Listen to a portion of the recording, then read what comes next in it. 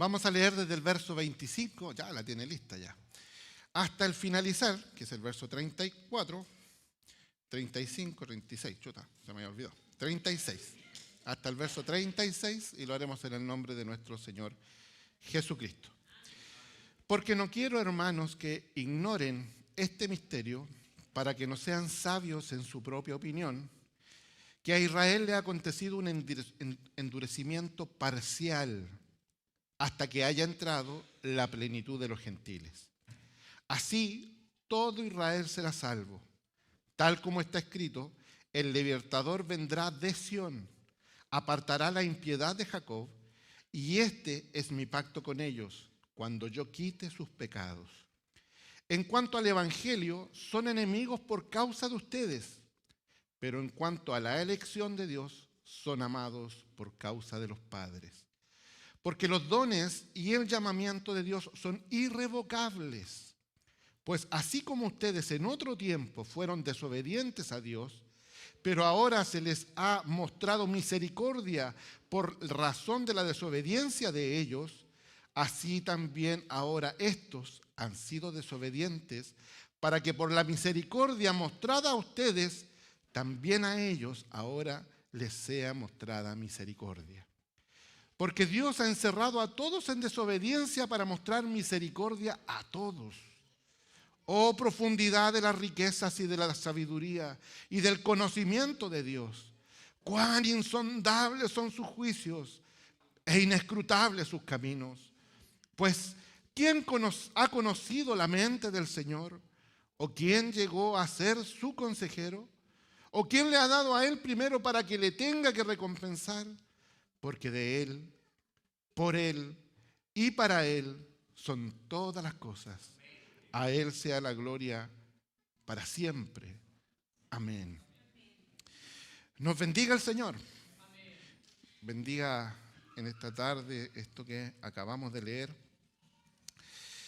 Y esto, como les decía, es obviamente la continuación de lo que ya veníamos hablando en la mañana. La verdad que el capítulo 11 es un capítulo bastante extenso, el cual puede ser dividido en varias partes.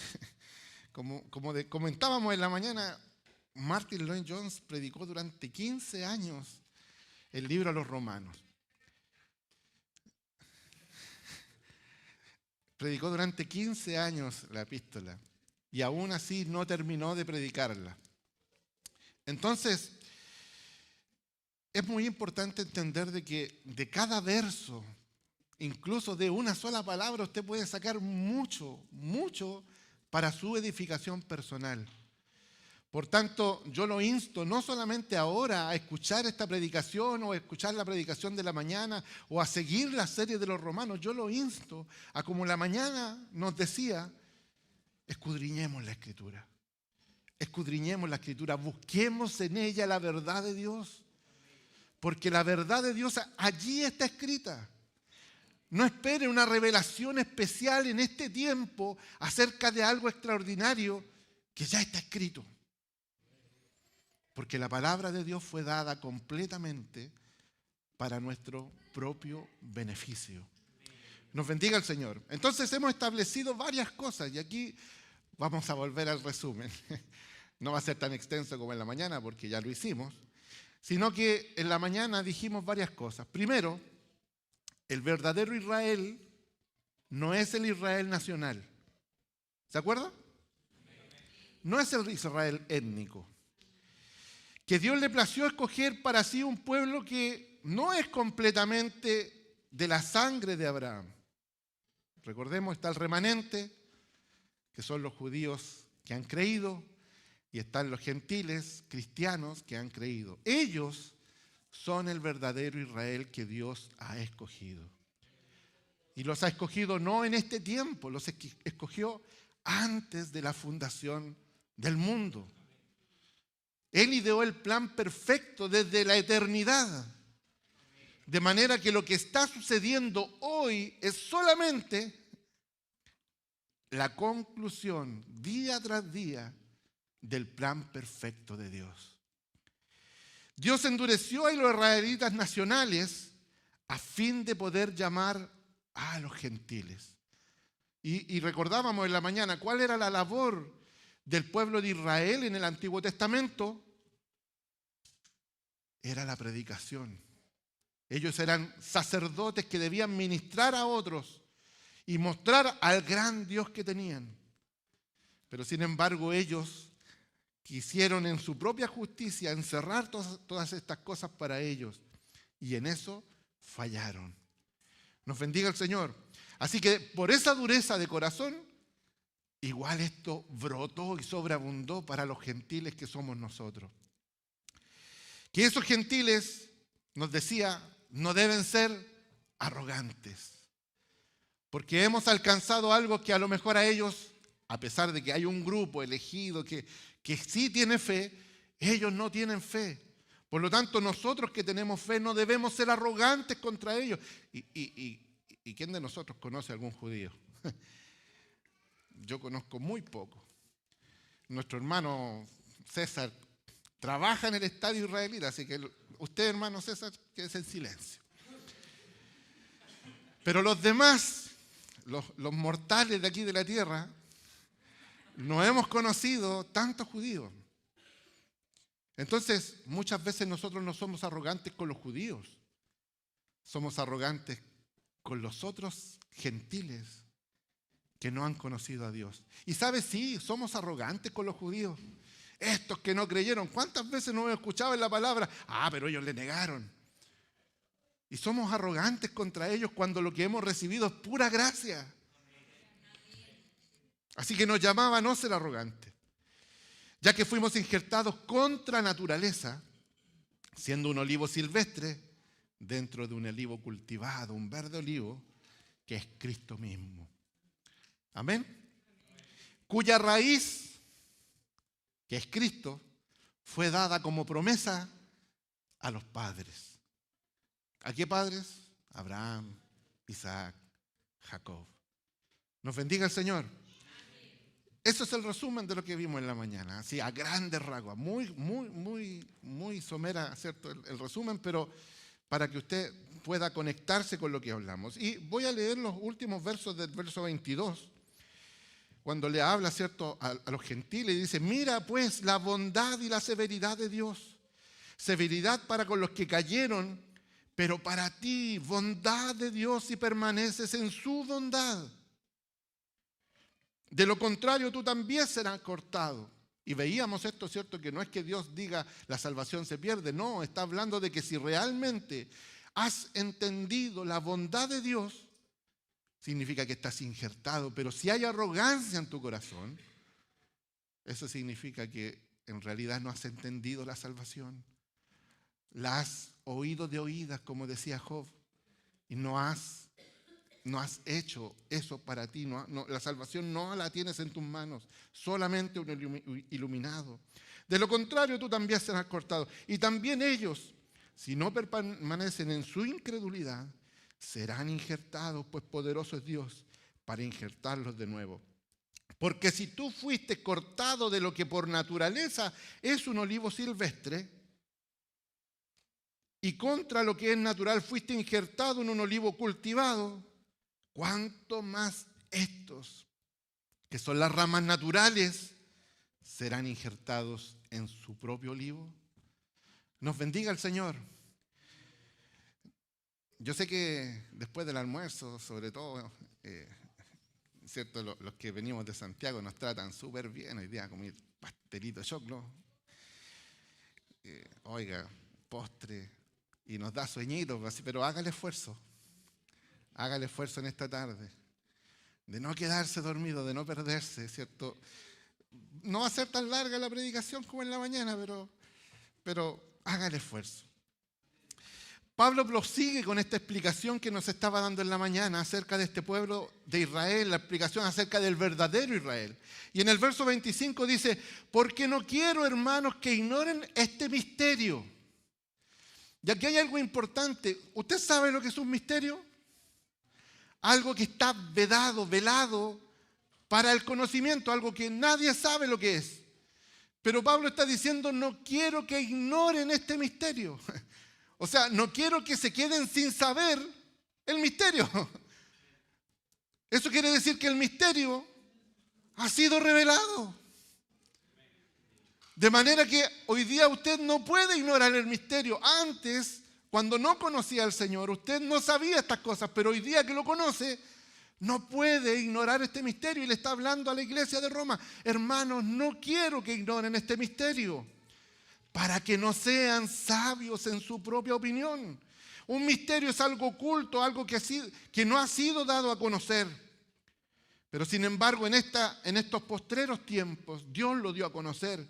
Sabios en su propia opinión significa ser sencillos, no humildes, sencillos. Una persona sencilla es una persona sin conocimiento. Por lo tanto, ser sabios en nuestra propia opinión, sencillos o sin conocimiento de este misterio, nos hace alejarnos de Cristo. Y eso es lo que Pablo está pidiendo. No sean sabios en su propia opinión, no desconozcan esto. Bendito sea el Señor. Que a Israel le ha acontecido un endurecimiento parcial. Y en la mañana hablábamos, ¿cierto?, de un remanente elegido, pero ahora hay otro grupo, que también lo vimos en la mañana, que a Israel le ha acontecido un endurecimiento parcial, hasta que haya entrado la plenitud de los gentiles. Y tenemos que tener mucho cuidado con las gramáticas, mucho cuidado cómo se escriben las cosas, porque eso nos hace entender de forma errónea el texto. El pastor Sugel Michelén aquí hace un tremendo ejemplo para poder entender este hasta qué. Porque si nosotros lo leemos así de buenas a primeras, pero no quiero, hermanos, que ignoren este misterio para que no sean sabios en su propia opinión, que a Israel le ha acontecido un endurecimiento parcial hasta que haya entrado la plenitud de los gentiles. Y podríamos nosotros solo seguir la predicación y decir: porque cuando los gentiles, ¿cierto?, entre el último, entonces dejarán de estar endurecidos y vendrán al Evangelio. Podríamos decirlo así, ¿o no? Pero no es lo que está diciendo el texto. Mire, el pastor Sugel pone dos ejemplos acerca del hasta qué. Y uno está en 1 Corintios 11:26, acerca de la cena. Y dice: porque todas las veces que coman este pan y beban esta copa, proclaman la muerte del Señor hasta que Él venga. ¿Qué significa eso? Que cuando Él venga, la predicación del Evangelio para salvación ya no será más. Sí proclamaremos la muerte del Señor, y lo podíamos ver el día miércoles, donde los ancianos tiran las coronas por la muerte de Cristo, pero ya en glorificación de Cristo. Pero con respecto a la salvación, a la predicación del Evangelio, ya habrá cesado. ¿Cuándo? Cuando venga el Señor. Hasta ahí será ese momento.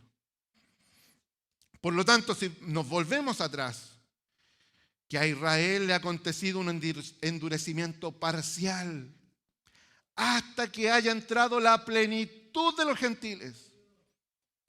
Hasta ahí están los salvos del Señor.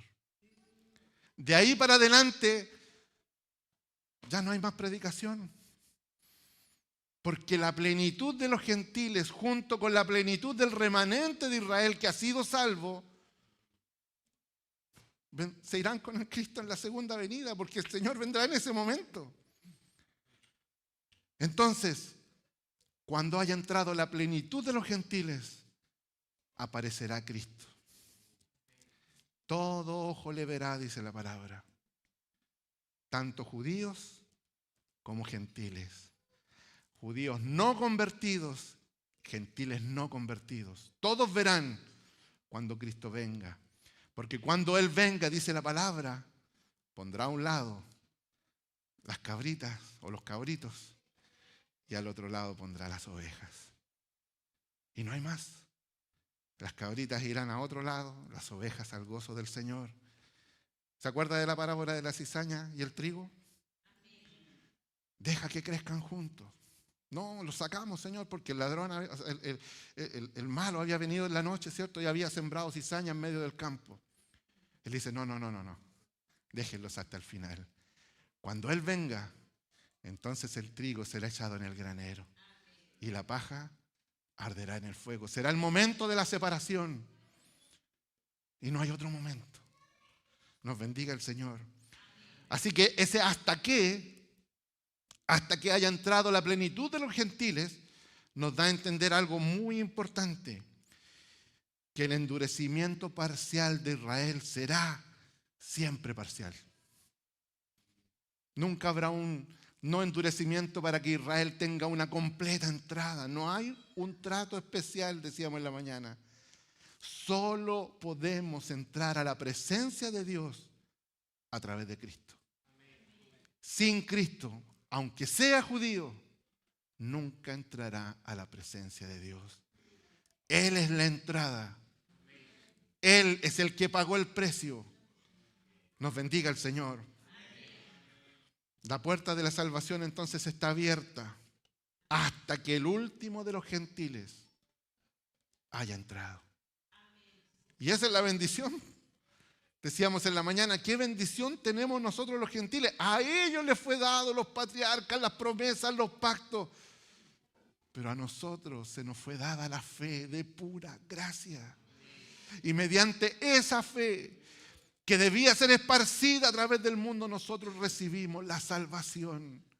Y cuando el último de los gentiles entre, estará completo el número de los escogidos que han sido llamados desde la eternidad, tanto judíos como gentiles, todos, porque ya no hay diferencia. Y lo leímos en la mañana, porque de los dos pueblos Dios hizo un solo hombre, una nueva sociedad, la iglesia.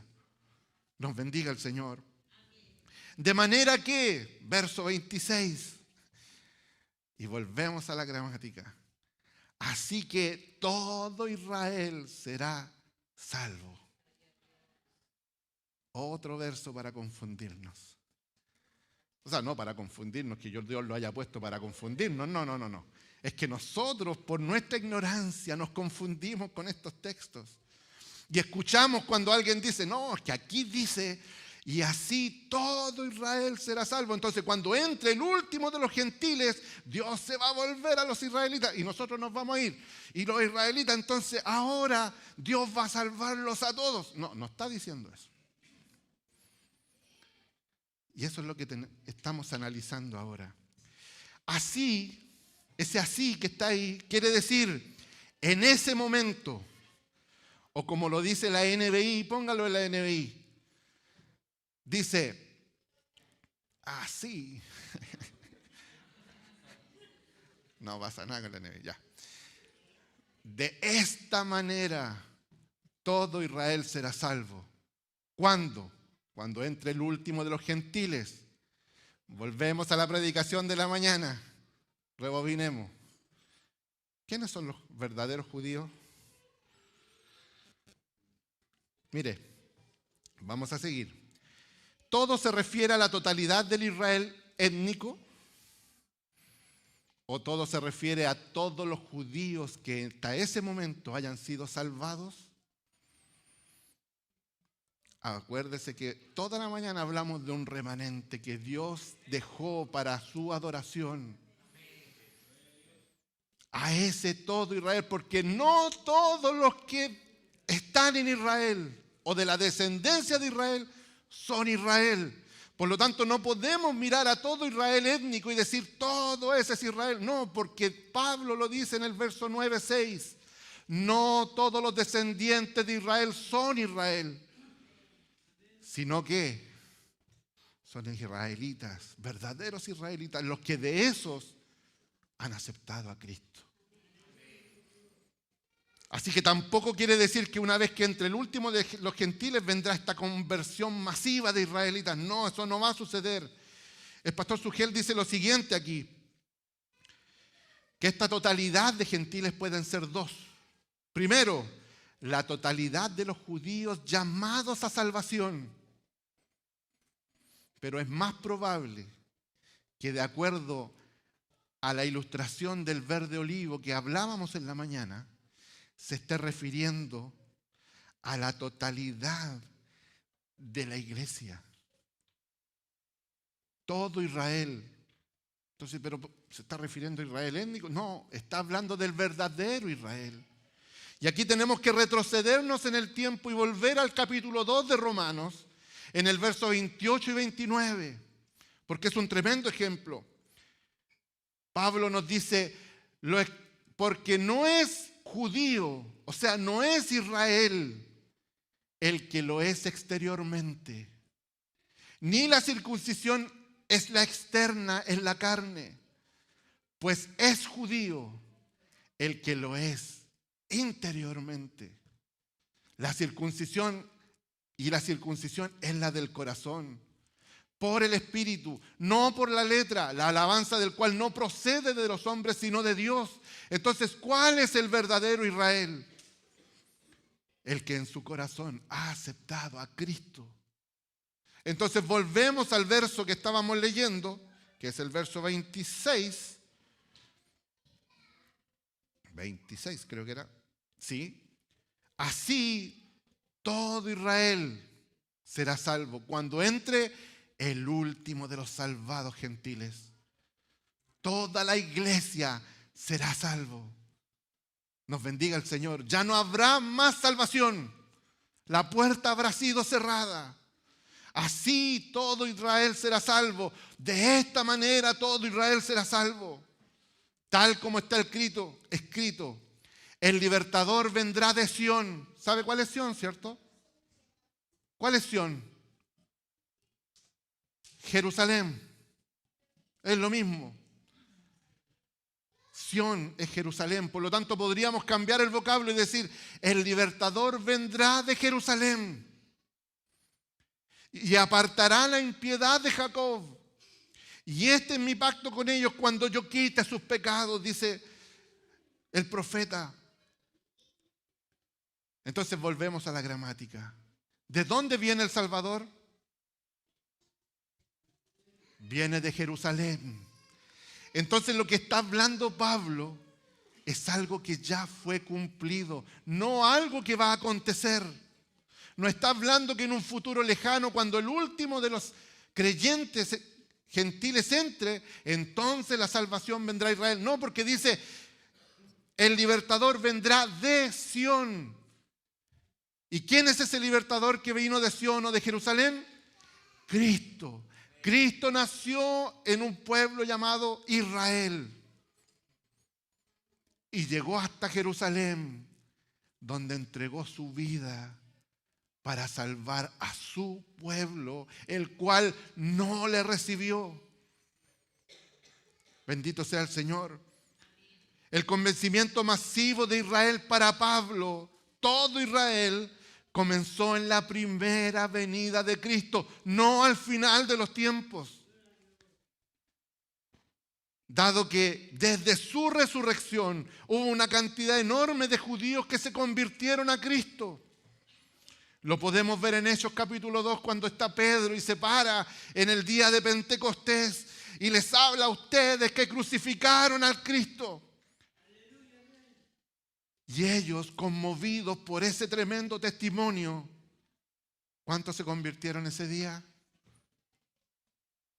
¿5,000? Y pasan los días y se convierten otros miles. Y pasan los días y se convierten otros. Y día tras día eran añadidos a la iglesia aquellos que habían de ser salvos.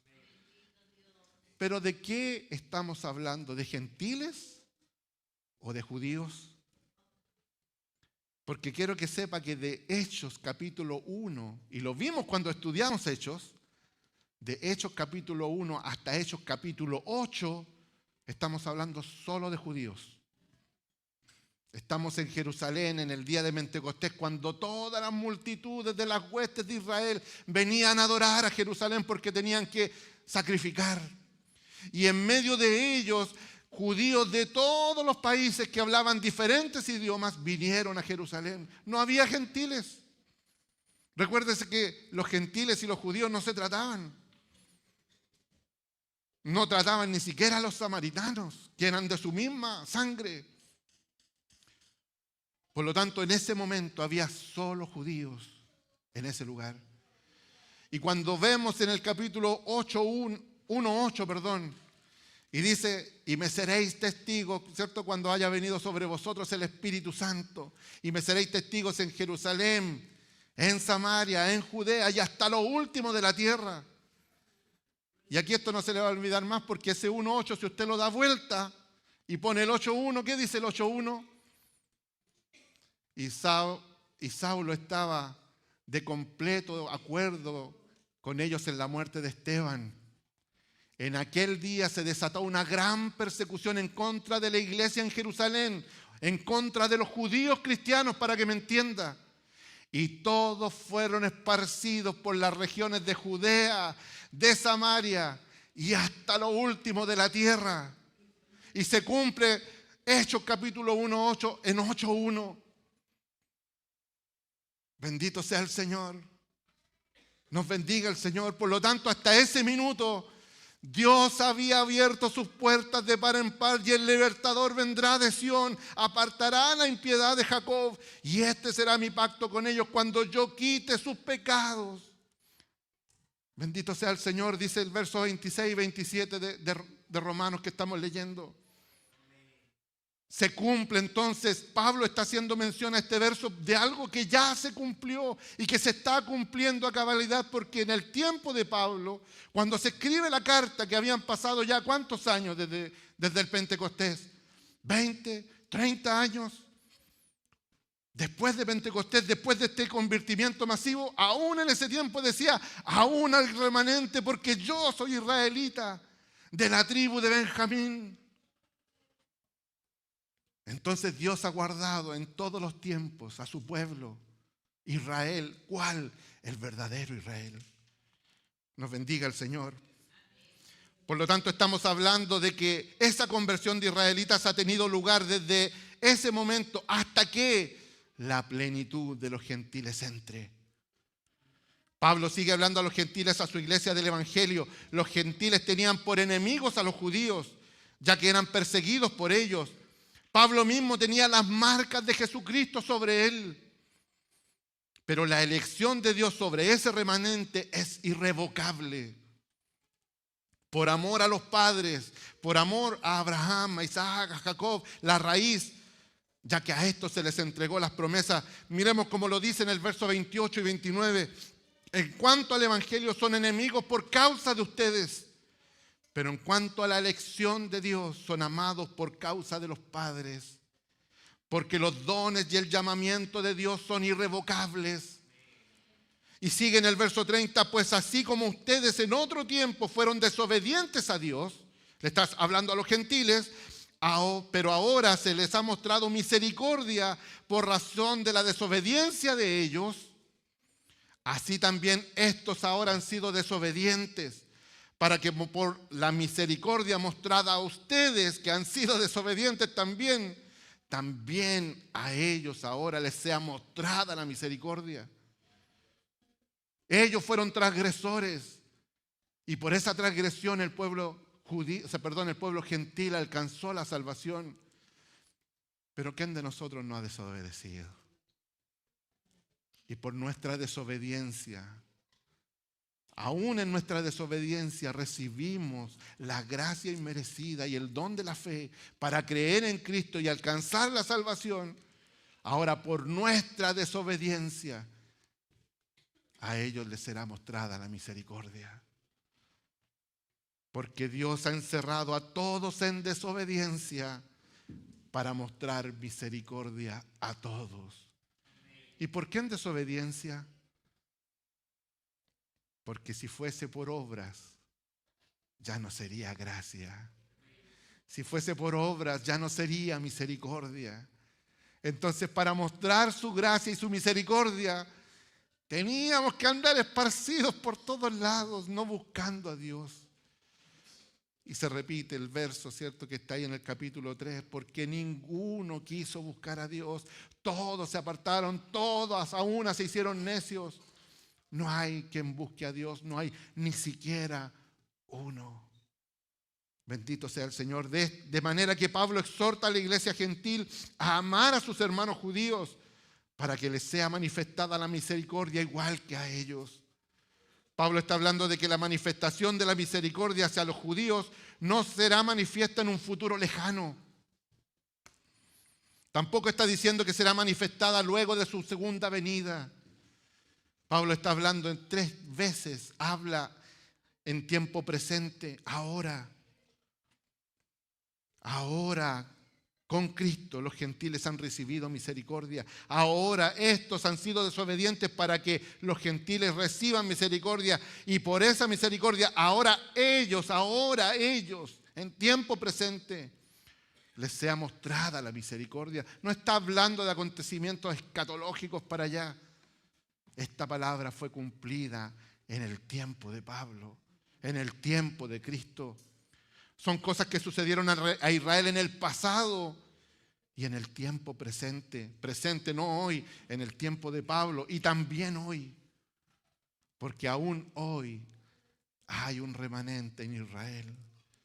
Nosotros podemos ver Israel que a lo mejor Israel no cree en Cristo, pero siempre habrá un remanente, porque esa es la palabra de Dios y los dones son irrevocables durante toda la vida de Israel y estará sucediendo hasta que entre la plenitud de los gentiles. De manera que no hay 2 pueblos.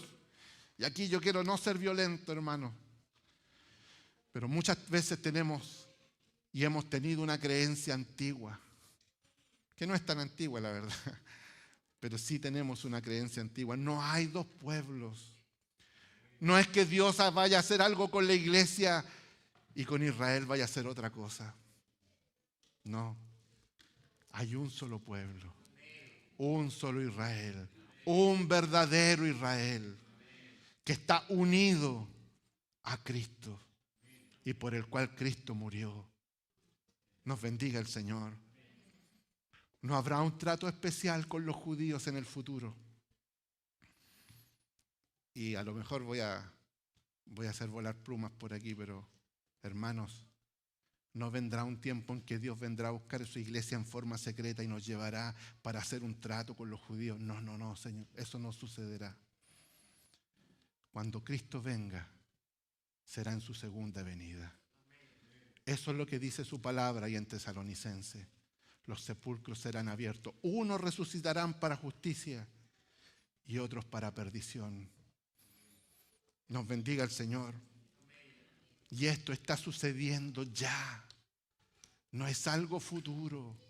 Esa resurrección del hombre en su corazón está sucediendo ya.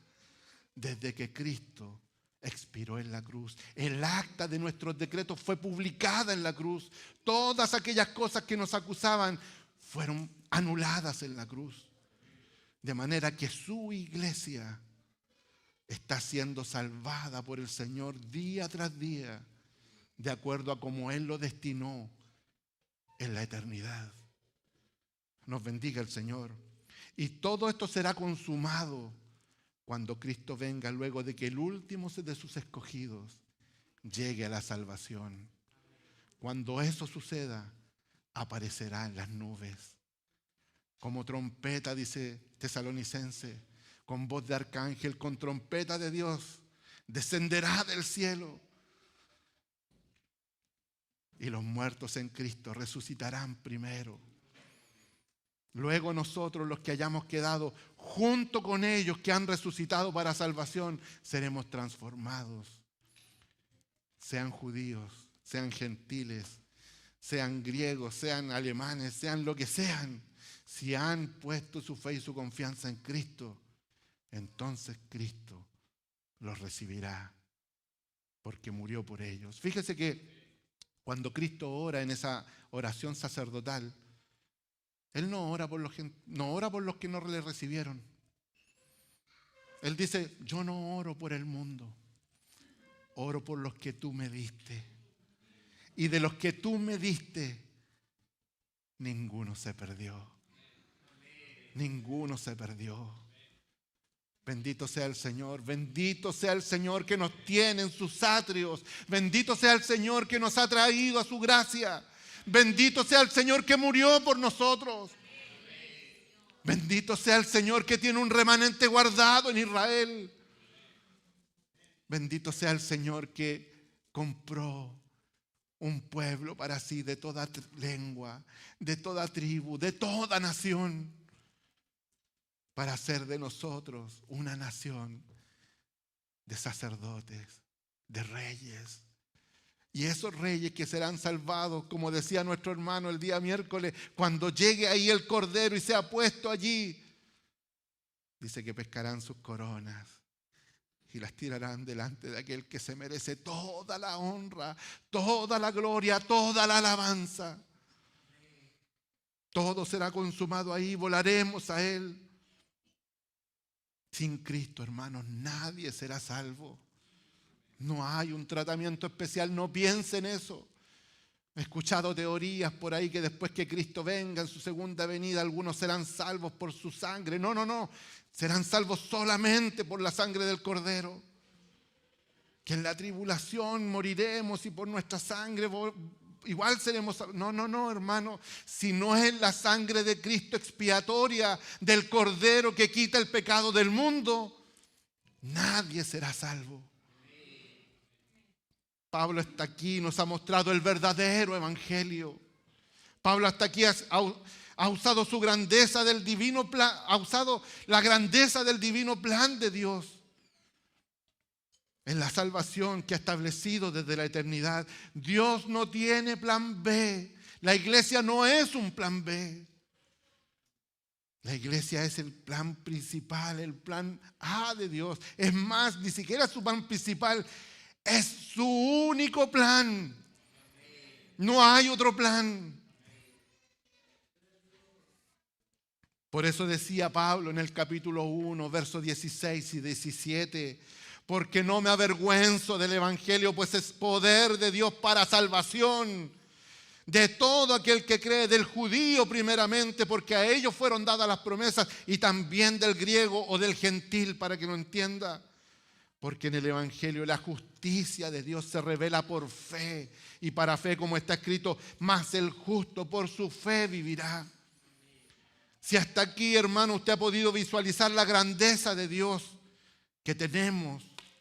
Si hasta aquí Dios usó a Pablo para hablarnos de este evangelio tan maravilloso, para mostrarnos a Cristo. Si hasta aquí, hermano, Dios ha usado a hombres que se han subido a este altar, miserables hombres que se suben a este altar, limitados, hermano, para mostrarle la grandeza de Cristo. Solo somos los que nos subimos aquí, niños balbuceantes.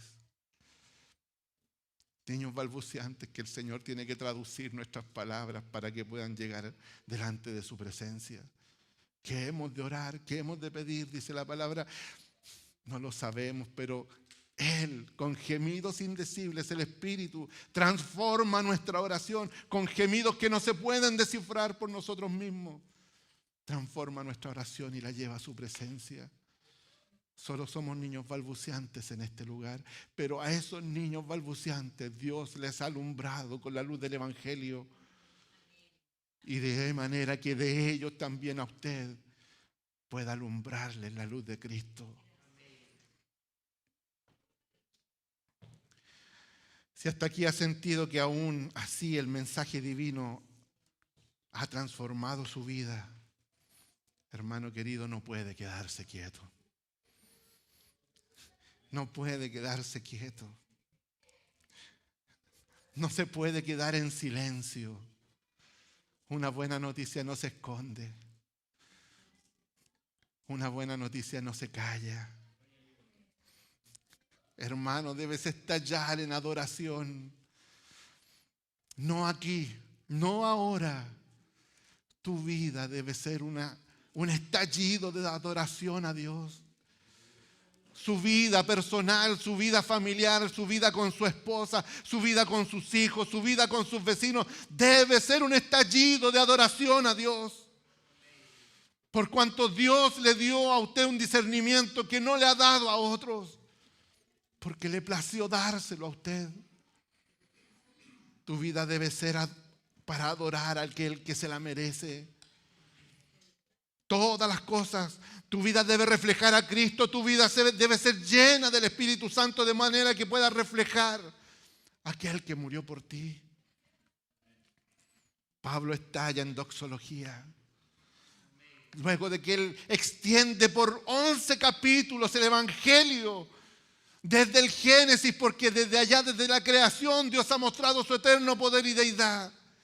Hasta este minuto, cuando Él está diciendo, en este tiempo hay un remanente que ha sido salvado por Dios, ha mostrado 11 capítulos.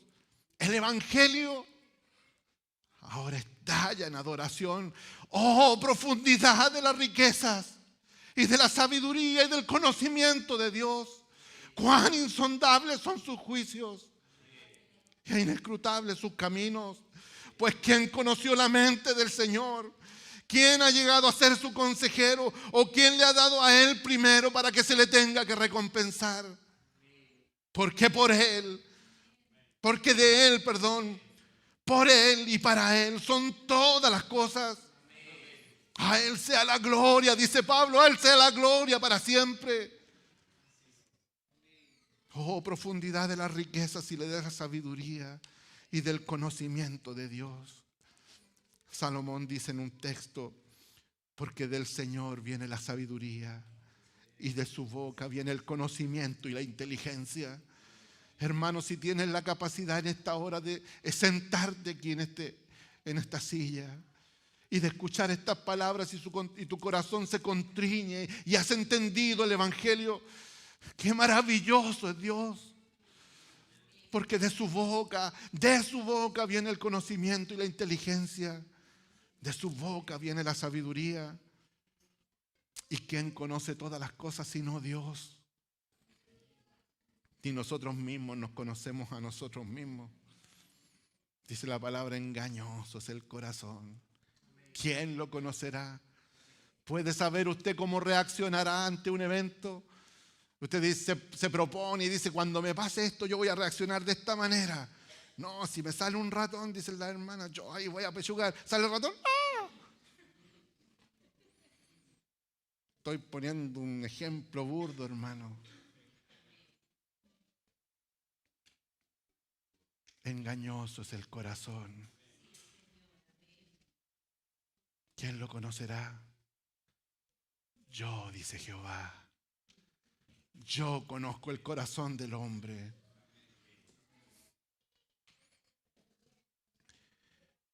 Engañoso es el corazón más que todas las cosas y perverso, dice Jeremías en su capítulo 17. ¿Quién lo conocerá? Yo, Jehová, que escudriño la mente, que pruebo el corazón para dar a cada uno según su camino, según el fruto de sus obras. Sin embargo, tenemos por otro lado al salmista en el Salmo 139. Y él dice, oh Señor, tú me has escudriñado y conocido. Tú conoces mi sentarme y mi levantarme. Desde lejos comprendes mis pensamientos. Tú escudriñas mi senda y mi descanso y conoces bien todos mis caminos. Aún antes que haya palabra en mi boca. Oh Señor, tú ya la sabes toda. Tal conocimiento. Por detrás y por delante me has cercado y tu mano pusiste sobre mí. Tal conocimiento es demasiado maravilloso para mí. Es muy elevado. No lo puedo alcanzar. Dice la palabra que con sus pensamientos y mis pensamientos son tan distantes como está el cielo de la tierra. Demasiado elevados para mí, no los puedo alcanzar, dice el salmista. Y Pablo lo dice de otra manera y dice, cuán insondables son tus caminos, tus juicios, perdón. Imagínense en el mar. ¿Sabe lo que es una sonda, cierto? Ustedes están aquí en el puerto, yo creo que tienen que saber. Una sonda, cierto, es algo que se le pone un peso en un barco. Y se empieza a tirar, y se empieza a tirar para llegar a conocer el fondo.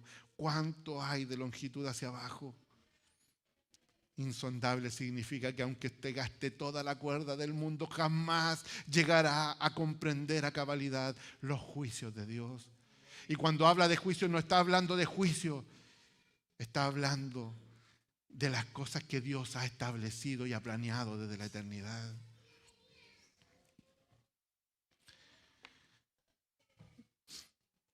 Sin embargo, nosotros decimos, Dios no haría eso. No, yo creo que Dios no haría eso. Y creemos pensar como Dios. Pablo dice, cuán inescrutables son tus caminos. Inescrutable significa que no pueden ser comprendidos. Sin embargo, decimos, mire, si me pasa esto, es de Dios. Y si no me pasa, no era de Dios. Hermano, no hemos entendido que los caminos del Señor, si no fuera por lo que Él nos ha revelado en su Evangelio, lo que Pablo está mostrando a través del libro de Romanos, ni siquiera sabríamos que existe Dios si Él no hubiese querido mostrarnos sus caminos. Isaías 46:8 dice así: acuérdense de esto y estén confiados. Pónganlo en su corazón, transgresores. Acuérdense de las cosas anteriores ya pasadas, porque yo soy Dios y no hay otro. Yo soy Dios y no hay ninguno como yo, que declaro el fin desde el principio y desde la antigüedad lo que ya ha sido hecho. Yo digo, mi propósito será establecido y todo lo que quiero realizaré. Yo llamo al oriente, del oriente a un ave de rapiña y de la tierra lejana al hombre de mi propósito. En verdad he hablado y ciertamente haré que suceda. Lo he planeado, así lo haré. ¿Cuántas veces usted se ha levantado en la mañana y dicho, esto haré? Me voy a levantar temprano en la mañana, a las 6 de la mañana voy a estar orando. Y ahí están los hermanos, se quedó dormido el administrador. Un día los invité a orar a las 6 de la mañana, hermano. Desperté a las 6:40 cuando ya la oración había terminado. Pero Dios dice y lo hace. Si estableció su dedo sobre ti y te dijo, vive, vivirás. Porque Él así lo estableció. Por eso el apóstol ahora hace 3 preguntas retóricas que hasta su respuesta es obvia. No necesitamos contestarlas. Pues ¿quién ha conocido la mente del Señor? ¿Puede alguno aquí decir que conoce la mente del Señor? No existe criatura que ideara algo tan grande, tan maravilloso, tan sublime. ¿En qué estaba pensando Dios cuando nos salvó? Cuando quiso descender del cielo y tomar forma de hombre para salvar mi vida. No lo entiendo, hermano. ¿Alguien lo puede comprender? ¿O quién ha llegado a ser su consejero? ¿Alguien puede decirle a él que se ha equivocado? Job dice después que él quería presentarse delante de Dios, cuando estaba ahí argumentando de que él no había hecho nada malo. Y sí, no había hecho nada malo, hasta cuando pensó que no había hecho nada malo. Porque cuando lo pensó, su arrogancia llegó a la presencia de Dios. Y sus amigos, lejos de mostrarle el bien, le decían, por eso te están pasando las cosas, porque algo tienes que haber hecho. Job dice cuando Dios le aparece en el torbellino, yo sé que tú puedes hacer todas las cosas y que ninguno de tus propósitos puede ser frustrado. ¿Quién es este que oculta el consejo sin entendimiento? Hablando de sí mismo. Por tanto he declarado lo que no comprendía, cosas demasiado maravillosas para mí que yo no sabía. Escucha ahora, le dice a Dios, y hablaré. Te preguntaré y tú me enseñarás. He sabido de ti solo de oídas, pero ahora mis ojos te ven. Por eso me retracto y me arrepiento en polvo y ceniza. Bendito sea el Señor. Verso 35. ¿O quién le ha dado a él primero para que se le tenga que recompensar? Hermano querido, ¿ha dado algo usted a Dios? He escuchado muchas veces, traiga a Dios, porque Dios no es deudor de nadie. Usted trae 10, Dios le devuelve 100. No, hermano, así no es. Todo lo que posees es de Él. Todo lo que tienes es de Él. Tu esposa, tu esposo, tus hijos, tus padres, aún la casa que vives, el auto en donde te mueves, el trabajo que tienes, todo es de Él. Isaías en el capítulo 66 dice, así dice el Señor cuando le quisieron construir templo. El cielo es mi trono y la tierra el estrado de mis pies. Esto lo está recordando Isaías. ¿Dónde pues está la casa que puedan edificarme? ¿Dónde está el lugar de mi reposo? Todo esto lo hizo mi mano. Y todas las cosas llegaron a ser, y así todas las cosas llegaron a ser, declara el Señor. Pero a este miraré, al que es humilde y contrito de espíritu, y que tiembla ante mi palabra. Hermano, no tienes nada que no sea de Dios. Y si algo ofreces a Dios, aún tu inmundo corazón, es porque Dios te miró a misericordia, no porque tú hayas hecho algo. Ni siquiera le puedes entregar el corazón a Dios porque Dios te creó. Porque de Él, por Él y para Él son todas las cosas. A pesar de que pecamos contra Él, a pesar de que no somos distintos a Israel, que se fue en pos de dioses ajenos, porque no somos distintos, hermanos, a Israel. Creemos que nuestra fe es perfecta, sin embargo a la primera nos olvidamos de Dios. Nuestro pecado nos inunda, caemos, tenemos que ir a la rodilla. Oseas en el capítulo 14 dice una expresión maravillosa que jamás se me ha olvidado. Cuando ellos negaron a Dios, cuando ellos se apartaron de Dios, cuando se fueron en pos de dioses ajenos. Oseas dice, Dios le dice a través del profeta a Israel, vuelve, oh Israel, a Jehová tu Dios, porque por tu pecado has caído. Llevad con vosotros palabras de súplica y volved a Jehová. Y decidle, quita toda iniquidad y acepta el bien y te ofreceremos la ofrenda de nuestros labios. No nos librará el asirio.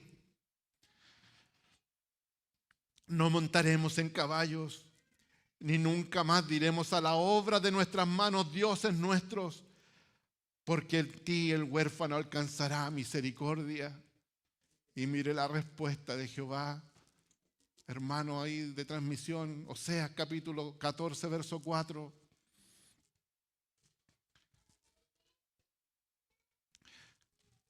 Yo sanaré su apostasía. Los amaré generosamente, pues mi ira se ha apartado de ellos. Póngalo en la Reina Valera. Yo sanaré su rebelión, los amaré de pura gracia, porque mi ira se apartó de ellos. Cristo ha hecho que la ira de Dios sea apartado de nosotros. Por eso Pablo termina en esta sección con, a Él sea la gloria, para siempre. Nuestra vida está para adorar a Dios, hermanos. Para darle la gloria a Dios en nuestra vida, para vivir para Dios, porque su plan es perfecto. Cristo es suficiente para poder salvarte. Dios ha diseñado todas las cosas para Él, para Cristo. De manera que Pablo en esta doxología estalla en alabanza. Oh, profundidad de las riquezas y del conocimiento y de la sabiduría de Dios. Cuán insondables son tus caminos, cuán inescrutables son tus juicios. Bendito sea el Señor. Pues ¿quién ha conocido la mente del Señor? ¿O quién llegó a ser su consejero? ¿O quién le ha dado a él primero para que se le tenga que recompensar? Porque de Él, por Él y para Él son todas las cosas. A Él sea la gloria para siempre. Tu vida está para glorificar a Dios. El propósito de tu vida no es traer hombres a este lugar. El propósito de tu vida no es que tengas una linda familia. El propósito de Dios para contigo no es que seas exitoso en el trabajo. El propósito de tu vida es que tú vivas para la gloria de Dios. Eso es la pregunta número 1 en el catecismo. Los niños la recitan. ¿Para qué estamos creados? Para que la gloria sea solo de Dios y no nuestra. Póngase de pie. Póngase de pie y oramos al Señor. Dios eterno, Dios glorioso, cuán grande eres, Señor. Cuán maravilloso es tu evangelio. Cuán grande, Señor amado, es el propósito que tú te propusiste en ti mismo. No bajo ninguna condición nuestra. No es porque hayamos sido más buenos o más malos. No hay nada en nosotros que haya podido constreñir tu corazón. Lo único que constriñó tu corazón, lo único que, Señor, tú tomas en consideración es que Cristo expiró en la cruz para llevar en obediencia el plan perfecto que tú diseñaste desde la eternidad. Dios amado, te amamos en esta tarde, adoramos tu nombre. Glorificamos, Señor, quien tú eres. Gracias, Señor amado, por este evangelio que nos has regalado. Gracias por tu palabra. Gracias, Padre mío, por la muerte expiatoria de Cristo. Gracias, Señor amado, porque de todo pueblo, tribu y nación nos has llamado, Señor, para ser reyes y sacerdotes a un Dios santo, glorioso y poderoso como lo eres tú. Gracias por no ocultarnos estos misterios. Gracias por darnos a conocer tu palabra. Gracias, Padre mío, porque en esta tarde nos has reunido en este lugar para que toda la gloria, toda la honra, toda la alabanza sea para ti. Porque de ti, Señor, para ti y por ti son todas las cosas.